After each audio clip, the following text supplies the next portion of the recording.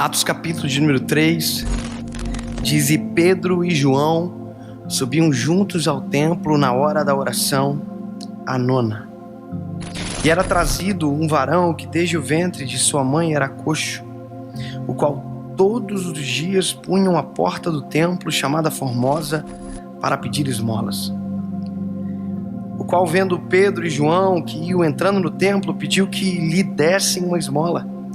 E Pedro e João, fitando os olhos nele, disse: olha para nós. E olhou para eles, esperando receber deles alguma coisa. E disse Pedro: não tenho prata nem ouro, mas o que eu tenho, isso te dou. Em nome de Jesus Cristo Nazareno, levanta e anda. E tomando pela mão direita, levantou, e logo os seus pés e arteiros se firmaram. Essa é uma das histórias que dão o início da igreja naquele tempo. É a partir de Atos dos Apóstolos, capítulo 2, quando o Espírito Santo de Deus desceu sobre todos que estavam esperando e batizou e encheu toda a casa, todos falaram em línguas e todo aquele mover. Isso aqui é o ato que seguiu. A lógica de muita gente é, depois de viver algo sobrenatural na presença de Deus, nunca mais volta para a igreja. Tem gente que vive de eventos, de um evento para o outro, e não tem algo no meio. E isso é algo que me tocou e eu achei interessante, porque quando Pedro e João saem de Atos 2, eles estão voltando para o templo na hora da oração. Ou seja, eles descobriram que quanto mais de Deus a gente tem, mais a gente quer. E essa é uma máxima de Pedro e João. Eles estão apaixonados. Aquilo que eles receberam em Atos 2 não foram um combustível para desaparecer, foi um combustível para ter desejo de ter mais de Deus. Então eles estão indo para o templo, só que a Bíblia diz que na porta do templo tem um coxo. E quando eu li sobre esse coxo, que eu queria entender a figura de alguém que não anda, sendo que o título que se dá não é um paralítico, eu descobri que na verdade coxo não é alguém paralítico. Coxo é alguém que tem uma parte do corpo menor do que a outra, ou em falta. Era um manco que nunca andou. É um manco que provavelmente deve ter ouvido: olha, se for para andar feio é melhor nem andar. E a Bíblia vai dizer que esse manco, esse coxo, tinha um amigo que todos os dias levava ele à porta. Isso não é heresia, porque a Bíblia diz que todos os dias ele era trazido à porta. Se alguém traz à porta, esse alguém de uma certa forma se importa com ele. Só que ao passo que ele levava para a porta, ele apenas fazia com que o coxo permanecesse coxo, porque a limitação dele era essa: levar para a porta e da porta para casa. Esse é o tempo que nós estamos vivendo, onde as pessoas dão para as outras apenas aquilo que elas pedem. E há uma diferença gigantesca entre desejo e necessidade. Desejo é algo vazio e volátil, ele tem altos e baixos. Muitas das vezes nós vemos pessoas que não encontram a sua necessidade e apresentam apenas o seu desejo. Pessoas que às vezes estão com o lar destruído e estão orando, pedindo para o Senhor Jesus uma casa maior. É alguém que confundiu desejo e necessidade. E sabe, há uma geração hoje que quer apenas que o seu desejo seja atendido. Eu me lembro que uma vez eu fui pregar em um lugar onde, quando eu cheguei, era todo mundo muito rico. E eu pensei: nossa, Deus colocou uma palavra tão pesada no meu coração, achei até que eu vou mudar. E eu mudei. E foi o pior dia da minha vida, foi a pior experiência. Eu me lembro que eu mudei a palavra porque eu fiquei constrangido de pregar aquilo que Deus tinha colocado no meu coração, mas eu me arrependi profundamente. Eu me lembro que era um culto muito estranho, muito frio aquele ambiente, e eu preguei e as pessoas riram e nada aconteceu. Quando eu terminei de ministrar, eu me lembro que as pessoas que estavam no culto falaram para mim: olha que mensagem. E eu dizia dentro do meu coração: que vergonha. E no final do culto eu perguntei para o líder: olha, por que o culto de vocês é hoje, não em outros dias como todos de outras igrejas dessa cidade? E ele disse para mim: é porque a nossa galera gosta muito de balada. Então a gente mudou o culto para que eles possam estar no culto, mas para que também possam ir na balada. Ou seja, esse é o resumo de uma geração que recebe aquilo que quer, não aquilo que necessita.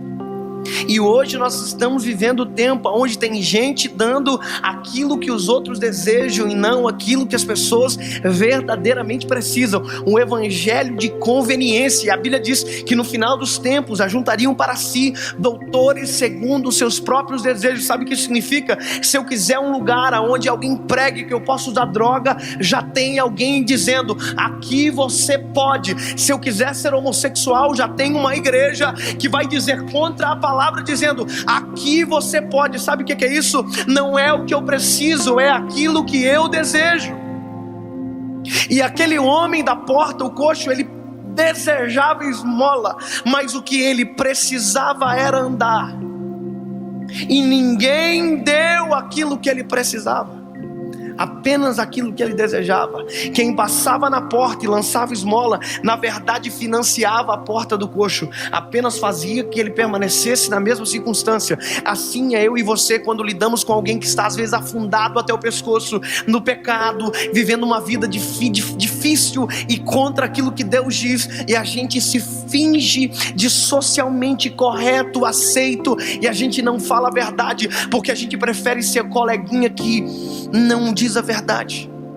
Pastor, mas aí eu vou perder meus amigos. Uai, a Bíblia diz que se nós fôssemos do mundo, o mundo amaria o que é nosso, mas como nós não somos do mundo, é por isso que o mundo nos aborrece. Eu quero dizer para você: se o mundo gosta muito de você, fica ligado, porque provavelmente você parece demais com eles. Jesus veio pregar um evangelho de abnegação, não um evangelho de inclusão. Me desculpa, não é a lógica do evangelho. Pastor, você está dizendo que o evangelho exclui? Não, o evangelho abraça, mas exclui o pecado. Quando o evangelho abraça tudo ao mesmo tempo, não é evangelho. Não é possível caminhar duas coisas juntos. Não é possível. Parece que é uma pregação de um velho dizendo isso para vocês, mas não é possível. Não faz sentido. Não faz sentido. É impossível abraçar o pecado junto com o pecador. Ou você administra uma coisa ou outra. O Pedro e o João estão vindo para o templo, e a Bíblia diz que eles param. E sabe, aqui está o segredo de ajudar verdadeiramente quem precisa de ajuda. Nós muitas das vezes nos vestimos de uma roupa de religiosidade, de santidade absurda, e quando a gente vê alguém que está caído, com problema, isso que eu acabei de dizer, ao invés de a gente ajudar, a gente apenas aponta o dedo e diz: errou, pecador, fraco, e a gente só acusa, a gente não para. E isso também é a esmola de alguém que pensa que está ajudando. Eu gosto de Pedro e João porque Pedro e João param e dizem: olha para nós. Eles estão fitando os olhos, e a Bíblia diz que o coxo baixa a cabeça quando eles param. Sabe o que é isso? É alguém que não está acostumado a ser ajudado de verdade. É um exemplo meio ridículo, mas deixa eu dizer. Há um tempo atrás eu estava no interior de Minas Gerais, jantando com a liderança, com os irmãos e comendo pizza. Amém. E quando eu desci do restaurante, tinha um cachorrinho na frente, uns 2 cachorrinhos, e eu sou apaixonado por animal. Eu pensei: eu vou dar uma comida para esses bichinhos. Eu subi, peguei uma fatia de pizza que tinha restado e fui até os cachorrinhos. Quando eu estava chegando, os obreiros, os líderes que estavam comigo foram juntos, e quando eu cheguei perto, os cachorrinhos fugiram. E um irmão disse para mim: o senhor só ia ajudar. Eu disse para ele: pois é, mas chegou tanta gente antes de mim, chutou, machucou, que ele pensou que eu seria mais um. E esse é o reflexo do nosso tempo. Gente que não quer ajudar, e gente que não acredita mais que pode ser ajudado de verdade.